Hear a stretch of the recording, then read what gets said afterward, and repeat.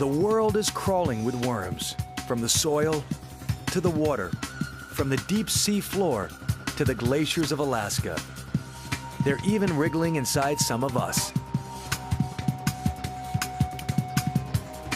To many people, worms are simply repulsive.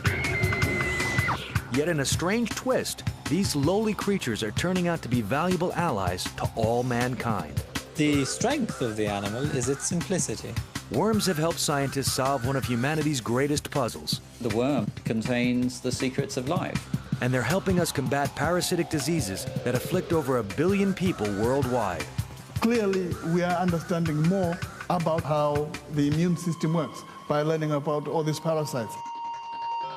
And without them, our world would fall apart, literally.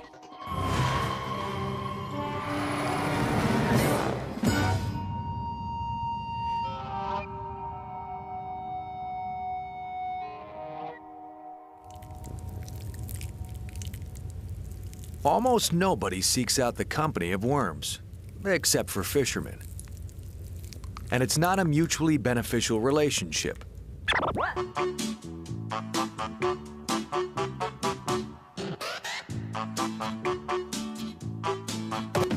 For many of us, even the sight of these wrigglers provokes disgust. They came from everywhere. Millions of writhing, seething creatures oozing out of the mire to feed on human flesh. Squirm, a new experience in pure fright.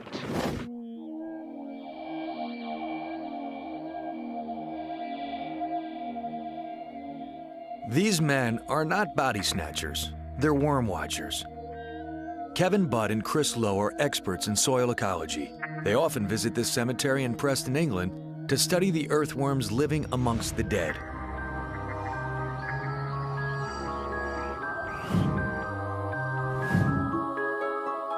Worms account for over 2/3 of all creatures that dwell underground, and their impact on the ecosystem is huge. A good reason for the scientists to take a closer look.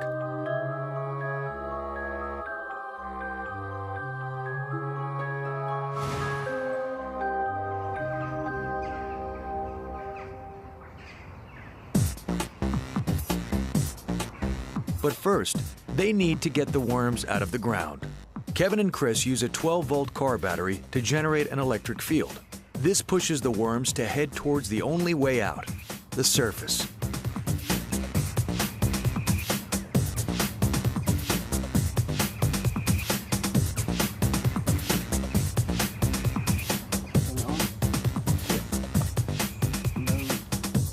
The ring defines an area of 0.2 of a square meter, and we base our findings on only animals that come up within the ring.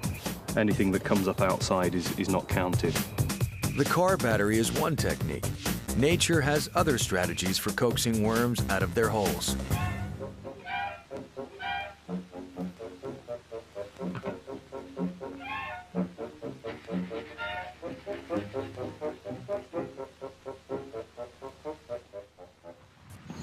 Birds tapping their feet on the ground, it's thought mimics rainfall, and this brings the worms to the surface. This particular method with the electricity going through the soil is a bit more extreme, and really they're trying to escape from something that's really quite painful to them.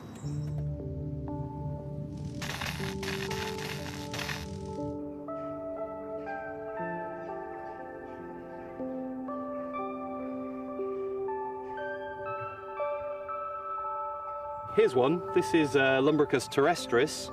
This is the largest earthworm in Britain. This is a deep burrower and one that can go down to 2, possibly 3 meters. I'll put it into the water to stop it being stressed.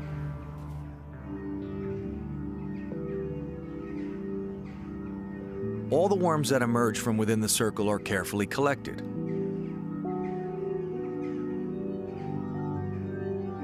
We then weigh the earthworm, so we know its mass, we know how big it is, and we can relate each earthworm back to its particular burrow. The team makes cast of each worm burrow using synthetic resin. In a couple of days, once the material is dried, Kevin and Chris will be able to see just how extensive these worms' underground network actually is.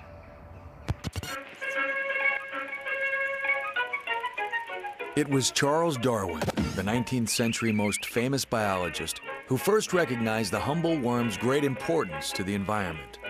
He became obsessed with earthworms, studied them by the thousands, and published a seminal work on their natural history. Within it, there are lots of things, some on earthworm intelligence, these days we dismiss. But other things, earthworm ecology, their actions on the soil, still regarded by many to be really, really important, can't be ignored. Darwin proved that though earthworms have no eyes, they are sensitive to light, that they cannot hear music, but can feel the vibrations made by a piano. He also theorized that worms play a key role in regenerating and displacing soil. To study this, he thought of a simple experiment. He placed a millstone down on a patch of earth in his garden. Then he waited and waited for the worms to make the stone disappear. Darwin thought, given time, the worms were capable of shifting huge quantities of earth. He realized that when a worm digs a burrow, it actually swallows the earth in front of it and digests it by means of a special gland. He postulated that all the vegetable mold in the country, that is to say, all the soil enriched with decaying vegetable matter, had probably passed through the worm's intestines several times. He came to the conclusion that it was his vegetable mold that was responsible for the burying of these monoliths. In other words, it was worm-worked material that was taking these things down into the ground. Darwin's findings were not generally accepted until the 20th century, but laid the groundwork for today's worm scientists.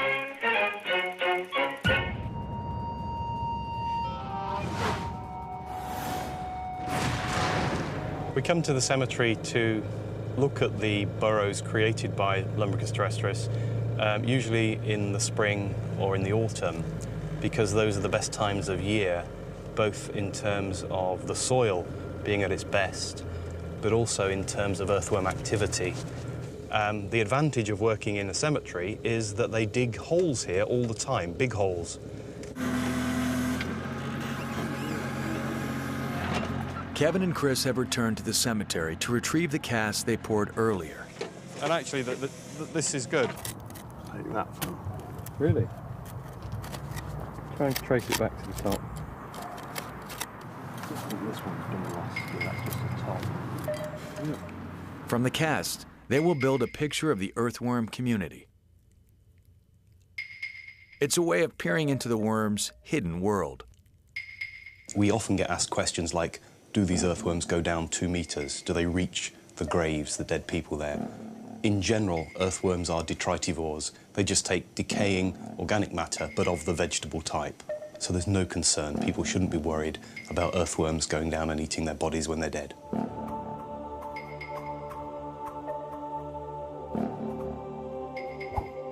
Worm burrows are like bachelor pads. Every worm has its own individual hole, which it only leaves in search of extra food or a little sex.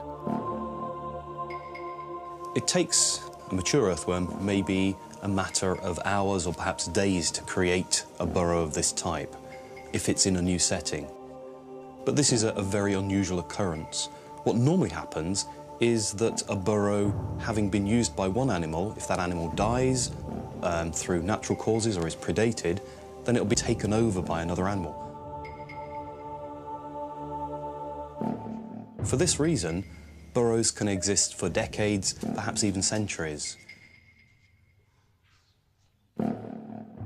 The earthworm's ability to work the soil may hold the solution to a man-made problem.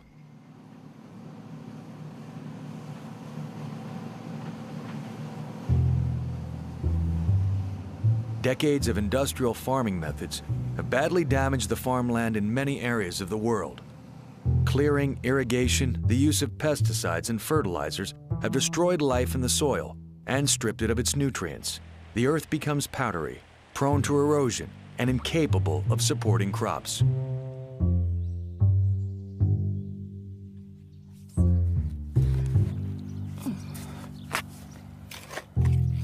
Ginola Perez from the University of Rennes in France is just one scientist who believes earthworms can be used to revitalize the soil.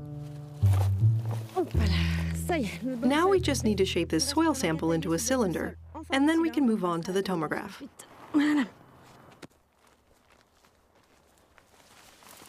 Why are we looking more closely at earthworms than at other organisms? Because they represent the majority of the soil's biomass. In a hectare of meadow, you'll find 1.5 tons of worms, but they are also strongly affected by environmental factors, and especially by farming techniques.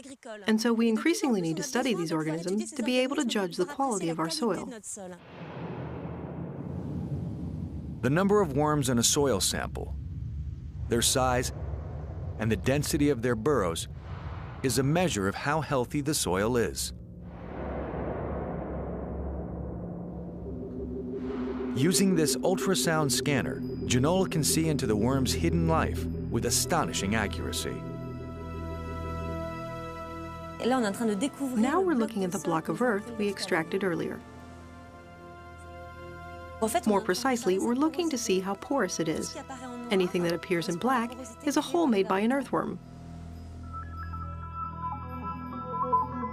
Close to the surface, the smallest worms have built a dense network of horizontal burrows, while the larger worms have dug tunnels plunging far deeper.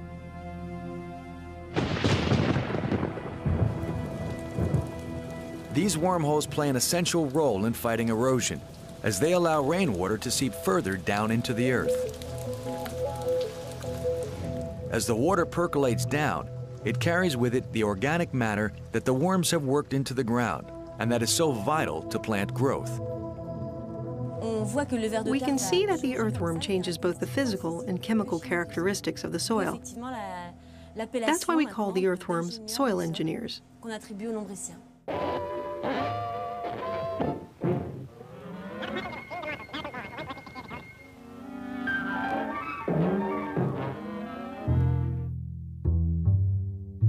Ginola's work shows that healthy soil is dependent on a thriving worm population, and that all hinges on one of the strangest mating rituals in the animal kingdom.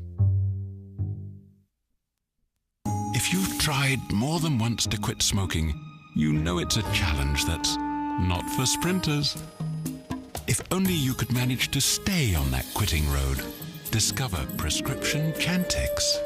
The Chantix approach is twofold: a non-nicotine pill with a program. The pill helps keep nicotine from reaching key receptors in the brain.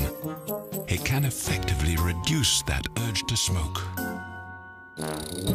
And should you slip up, keep trying. Reach out for support.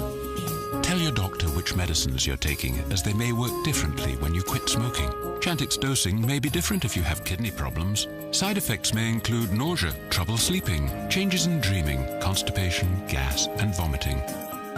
Studies show 44% were able to quit at the end of 12 weeks.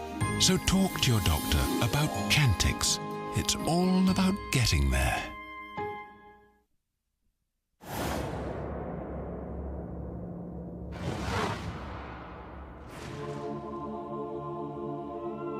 Wormologist Chris Lowe and Kevin Budd are studying the mating habits of earthworms. I can see one. Here. I think they're mating. Lumbricus terrestris is one of the only earthworms that mates on the soil surface. The two animals come to the surface, keep their tails in their burrows, come together, and will stay copulated for 2 or 3 hours as they exchange sperm. Earthworms are hermaphrodites. They have both male and female sex organs, both of which are active simultaneously. But the worms still have to mate for fertilization to take place. If for some reason they're disturbed, perhaps a predator comes along, they can rapidly retreat back into the burrows and avoid being eaten.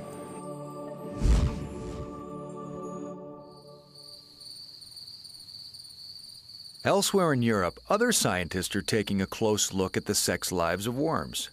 In the botanical gardens of Tübingen in Germany, Nico Michels and Gregor Schulte are trying to figure out how these hermaphroditic animals handle their dual sexual identity.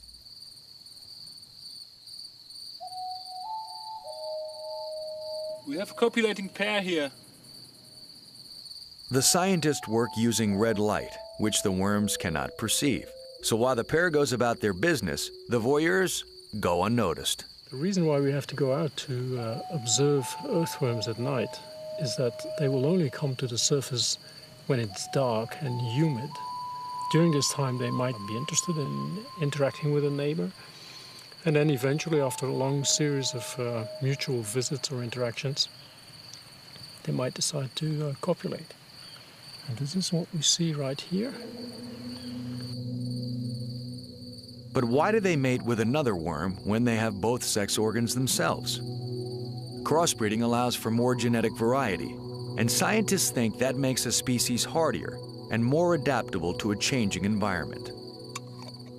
But there are still many unanswered questions, and that prompted Michels to delve deeper into worm society. By studying hermaphrodites, I'm studying the ultimate equality, sexual equality system. Everybody is the same in a hermaphroditic population. Everybody has the same goals, the same preferences, want to do the same things, want to achieve the same things, has the same options, the same biological structures, everything is identical. In a species with separate sexes, it's fairly easy to tell the boys from the girls. Males often have some kind of adornment, which they use to attract females, and both tend to have distinctive behavior. If you generally look at hermaphrodites and you compare them to species with separate sexes, the first thing that you will notice is that the hermaphrodites have very poor eyesight. They don't fly away, they don't sing, they don't have, or usually don't have colorful patterns to show. And this is very different from insects, mammals, birds, whatever. So apparently, worm mating is hardly the art of seduction.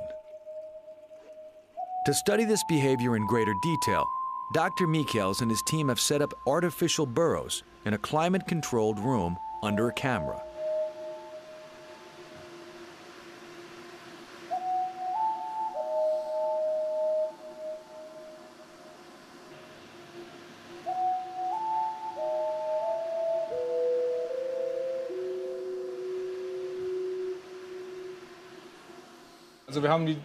We've set the air-conditioned room in such a way that the earthworm's day-night rhythm is inverted, so that we can watch them mating in the daytime.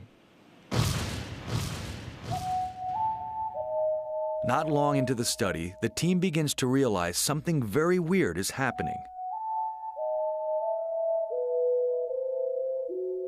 From my first experience, it was very obvious that hermaphrodites had very bizarre ways of exchanging sperm and inseminating each other, that it was very obvious to me that something really strange is going on in hermaphrodites.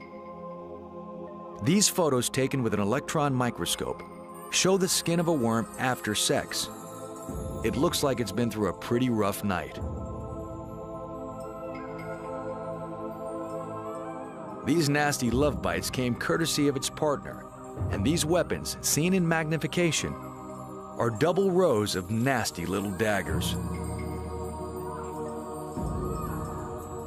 Both the worms have these weapons, and each tries to use them on its mating partner to force them into the female role. All individuals in a population of hermaphrodites will prefer to take up the male role, at least initially, and this means that you have basically not a population of individuals of two sexes, but basically when it comes to mating, it's a population of males, where everybody's trying to inseminate everyone else, and nobody's not too much interested in playing the female role all the time.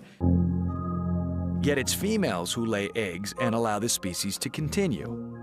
Nico Michels thinks that this power struggle is having a detrimental effect on worm species as a whole. This escalation has slowed down the evolution of hermaphroditic groups much more than in separate sex groups, where there is also sexual conflict, but not to the same extent.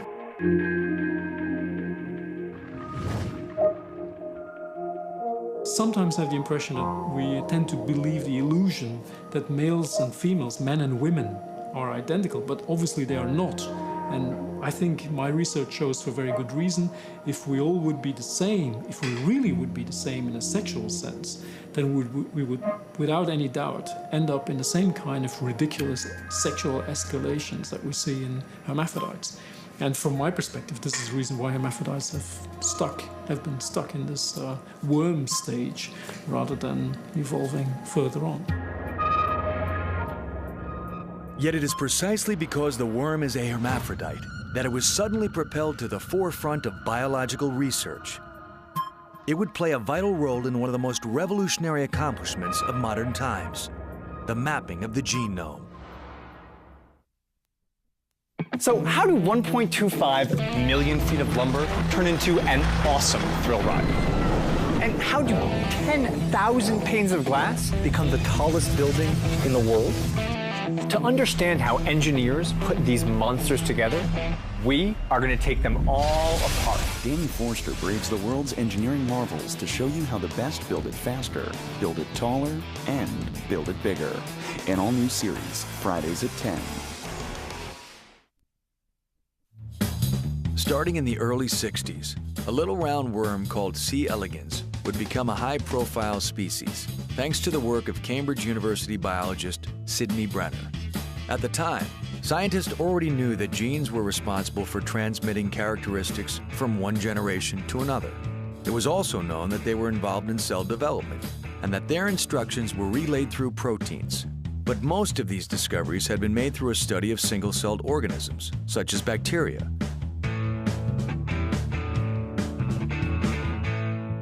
Sidney Brenner believed the next step was to look at how genes control the development of more complex organisms. Although we understand now how genes make molecules, we don't know how genes make hands.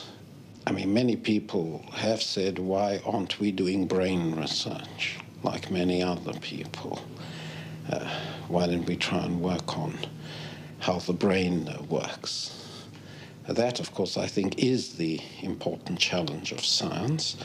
But I think we would like first to try and understand how the brain is built.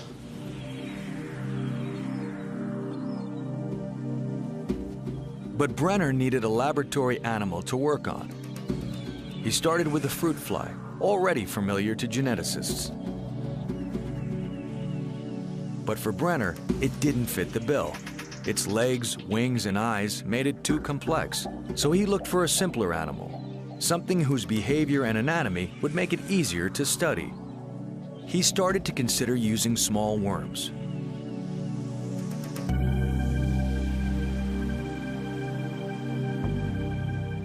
After checking out 60 species of worms, he finally settled on an English roundworm. Though barely 4/100ths of an inch long, it had an impressive sounding name, Caenorhabditis elegans, soon shortened to C. elegans.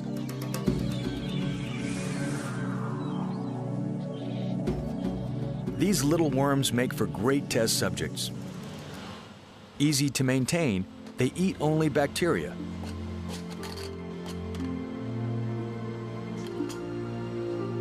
And can survive perfectly well in petri dishes stowed in the fridge. The strength of the animal is its simplicity.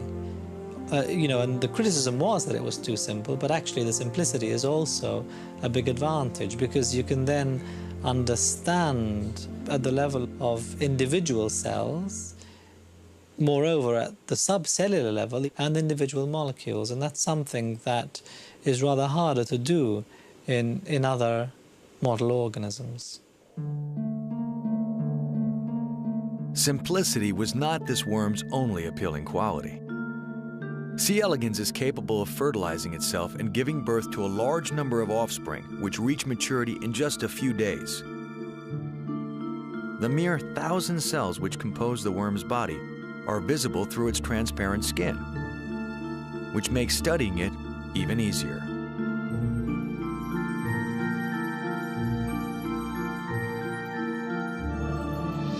Brenner and his team set out to make mutant worms, whose genes could be manipulated to show their impact on the worm's development and functions. Over several years, the worm's genes were methodically broken down into their component parts. Using chemicals and radiation, the scientists accomplished this task, creating whole new generations of oddballs. So the early mutants that were identified were really very, very poorly. They were very sick, they were very uncoordinated. And what that meant is that they were very obvious. You could spot them a mile away that something was wrong with them. The biochemists carried out extensive experiments on the worm's chromosomes. And these manipulations gave birth to all sorts of weird creatures. Dumpy got his name from his abnormally short, squat shape. Roller, stuck in a bent position, tended to wriggle round in circles.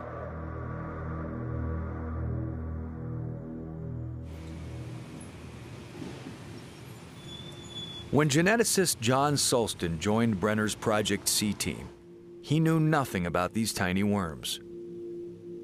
But they seemed to him perfectly suited to meet Sidney Brenner's goal: to understand how DNA pilots cell development.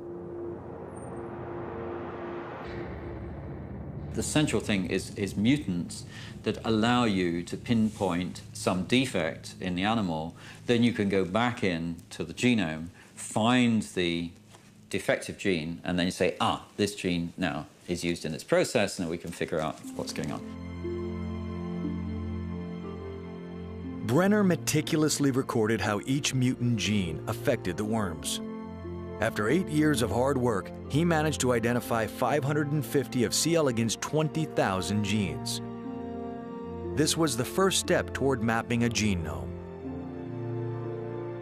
At the same time, the worm's anatomy was also being scrutinized. Using a machine with a diamond cutting blade, researchers sliced C. elegans into extraordinarily fine cross-sections, severing a worm just 0.04 of an inch long into 13,000 slices.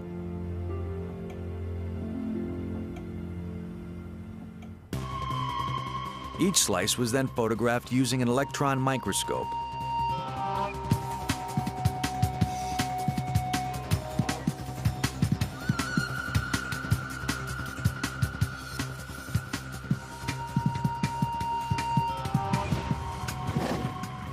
And this meant that one could trace through and discover in 3 dimensions the complete nervous system.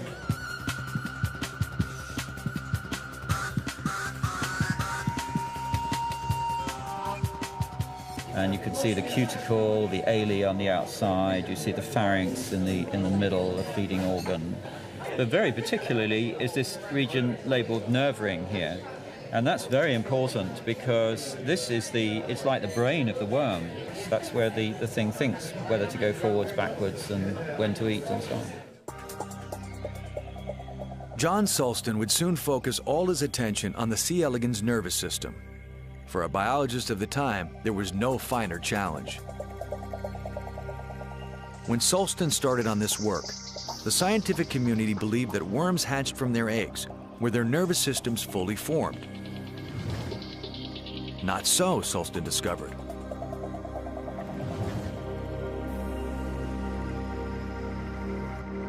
I noticed that some of these cells were absent when the worm was first hatched. When you look at this diagram, you can see the eggs of the worm here, and then they hatch and give these little tiny larvae. Those cells were not there at that stage, but they were there at that stage. So I wanted to know where they'd come from. To solve this mystery, Sulston planned to observe the growth of the nerve cells from the very moment the worms hatched. C. elegans' transparent skin was a great advantage. But how do you keep a wriggling worm within the viewing field of a microscope? Everybody thinks, oh, you put the worm under the microscope, doesn't matter if it dies, you know, just stick it there. Now I realized, for some reason, I thought, I want something to eat, and it was. It immediately slowed down. Now it was just moving, and I could see the cells.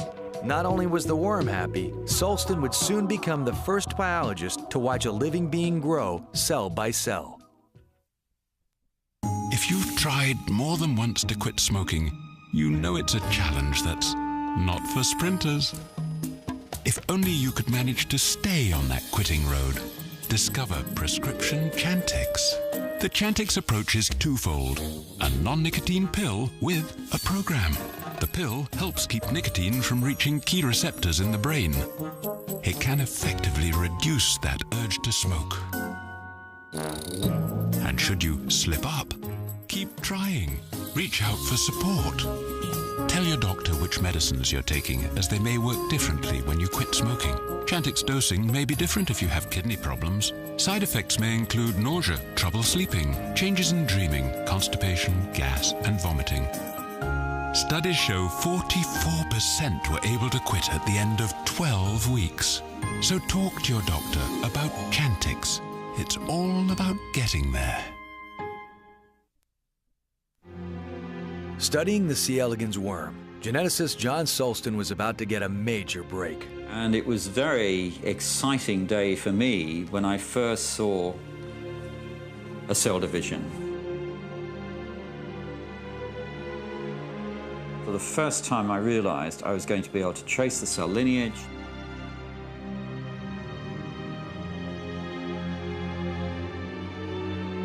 From that point, Sulston was bent over his microscope day and night,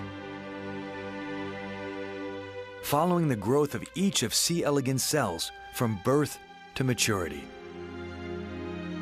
Once he identified a cell, he didn't let it out of his sight. He took endless notes in a kind of graphic shorthand, recording each cell division minute by minute.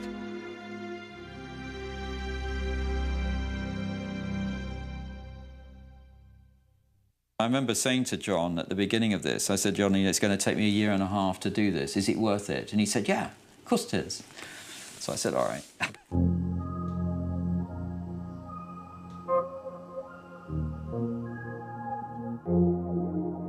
And here you see the result of that. Eventually, I was able to follow the division of a whole set of precursor cells here through a repetitive pattern. Each one divides in more or less the same way to produce a set of daughter cells. For the first time in the history of biology, the cell lineage of a living being had been mapped out in its entirety, providing geneticists with a precious tool for future research. In the course of this task, John Sulston noted an unusual phenomenon. A certain number of cells, 131 to be precise, were born and died without dividing. I just realized that cells were disappearing. And I realized that actually they were disappearing not sort of gradually, but in a very distinctive manner. Sulston suggested it was due to a genetic program that governed the life and death of the cells. And he was right. The same phenomenon occurs during the growth of a human embryo. For example, hands are webbed at first, before the cells of the webbing die, allowing fingers to appear.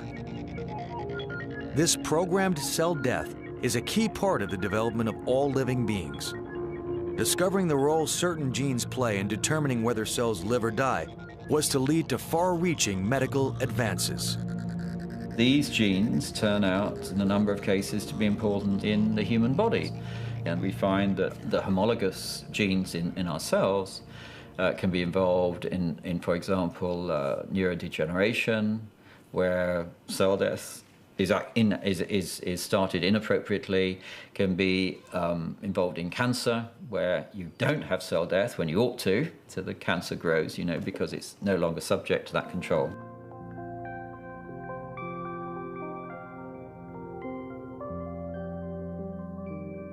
Since humans and C. elegans share about half the same genes, scientists can experiment on worm genes to study the cell mechanisms involved in human diseases, like cancer, Alzheimer's, or Parkinson's.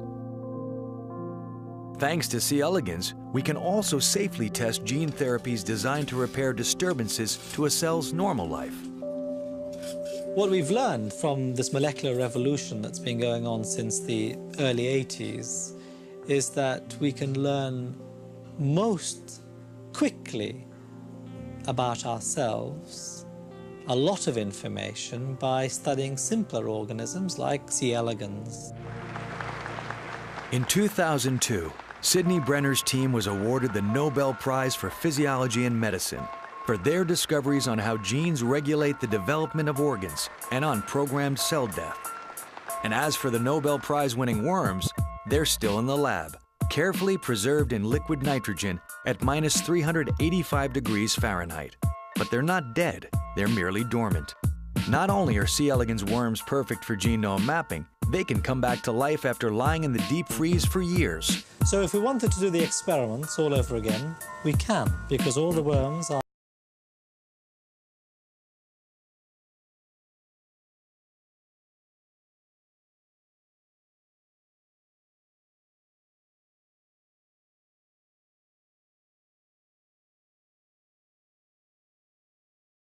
again.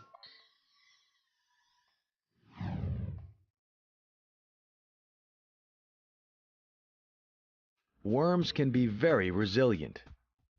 This ability to alter their metabolism is just one of their survival skills. In fact, worms can survive in the most unlikely places, even inside the human body. Worldwide, over 2 billion people are infested with parasitic worms. A successful parasite makes sure that the host lives as long as possible and they gain the maximum amount of time to reproduce and to continue to contaminate the environment. Parasitic worms produce extraordinary numbers of offspring, as many as 200,000 eggs a day. They need this huge number of offspring to ensure their survival, as the journey from egg to adulthood is long and hazardous. As soon as a larva hatches, the countdown begins. It must find its first host within 2 days or die. Once that mission's accomplished, it will wait, sometimes for months, for a more permanent host to come along.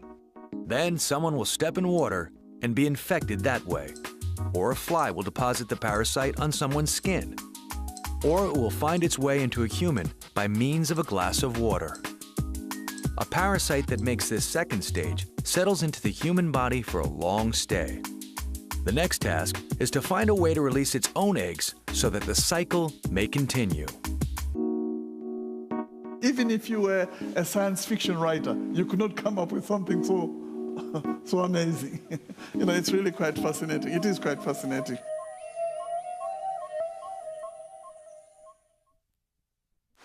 After millions of years of evolution, parasitic worms have become extremely efficient.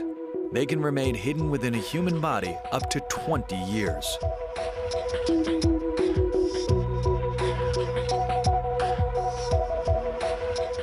Clearly, most of the problem with these worms is that you live for a long time with them. And therefore, it's the debilitation, the lethargy, that is more of an issue because then you cannot be as productive. Parasitic worms cause serious diseases which devastate entire communities. In some African villages, for example, the majority of adults are struck by blindness caused by larvae of certain threadworms. These tiny parasites can bring whole villages to ruin. Over the past decades, the World Health Organization has been waging war on these worms, which afflict some of the world's poorest countries. Campaigns have been launched to target the larvae and the aquatic organisms which enable some worms to spread. Water reservoirs are treated with chemicals to stop the parasites from reaching the human population. Some worm species have been almost entirely eliminated. Unfortunately, others are managing to resist. One of the most sinister of these is the schistosome. Schistosomes use snails as an initial host. No chemical can kill the snail without also killing the local fauna. So the parasites thrive in the first host and spread effortlessly to the second, humans. Here they've developed a lethal advantage. Schistosomes are almost perfect parasites in that they live in the blood system of humans where they should be attacked by the immune system, but they do not. The schistosome can settle in the human body for long periods because it somehow eludes the immune system's surveillance. The schistosomes may be mimicking host functions so that they appear invisible to the immune system.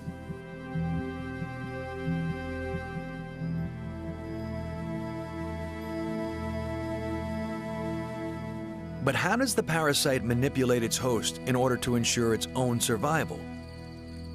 Frederick Thomas, an expert on parasites, has studied the biological mechanisms of a nematomorph worm known as Paragordius tricuspitatus.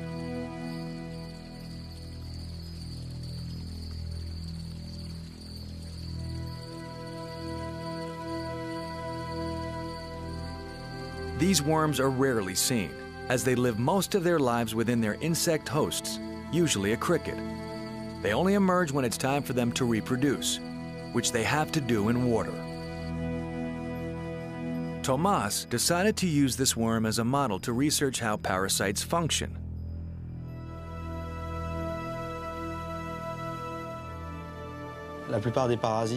Most parasites are small compared to their hosts. Here it's easy to tell that we're dealing with a macroparasite, a very large parasite.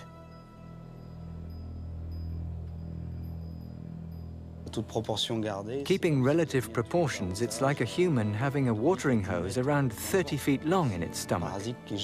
It's a gigantic parasite that has grown from being a microscopic cyst to a very large worm, without damaging the cricket's internal organs, which it needs to keep alive until the end. And so it's only at the very end that it will change its host's behavior, forcing it basically to commit suicide by jumping into the water.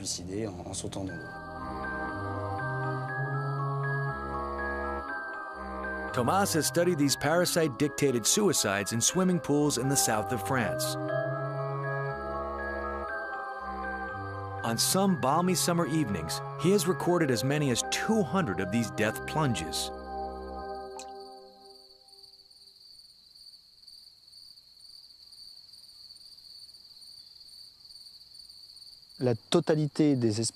All species of nematomorph worms need water to reproduce.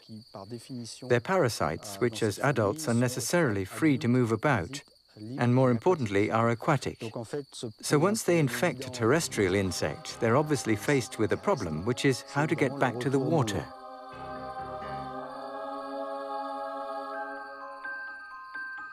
Before working its way out of the cricket's abdomen, the worms must first propel the insect into the pool, something crickets don't normally do.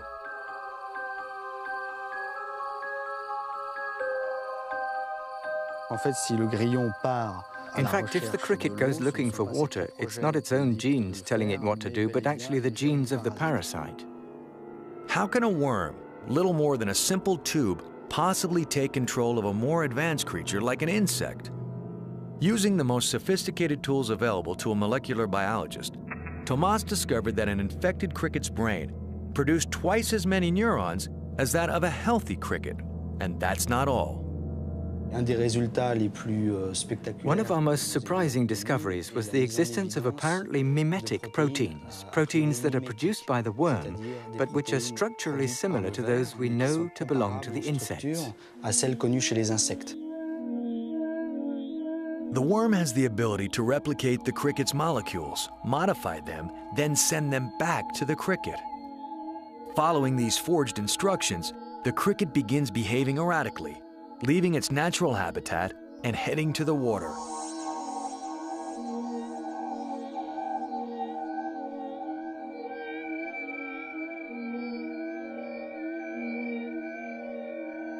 This ability to send molecular messages is not exclusive to this particular worm. Scientists have detected the same phenomenon in other parasites. Our work on the nematomorphs has made it possible for us to save a considerable amount of time on other areas of research.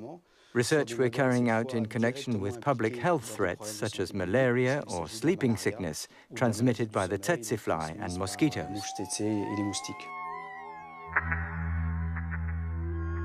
Understanding the worm's tactics gives researchers insight into how other parasites manipulate their hosts. The most deadly of them, the malaria parasite, kills a child every 30 seconds in Africa. The parasite is not a worm, but it operates in the same way.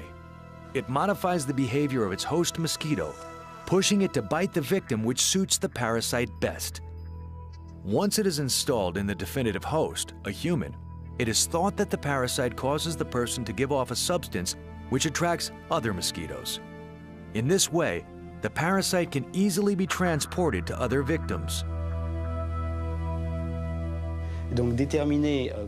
Knowing what the parasite's strategies are is the first step in being able to invent countermeasures.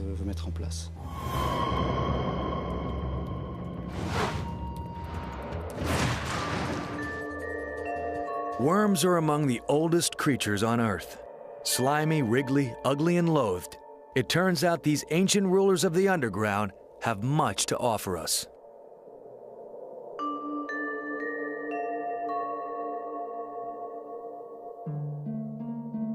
The worm, even though it only has 1,000 cells and even though it's only 1 millimeter long, contains the secrets of life. And its capacity to regenerate our soil has earned even the common earthworm a new respect. It does appear, indeed, that the worm has finally turned. If a worm in the soil has made it up to this point where we can observe it, they obviously have been equally successful to ourselves.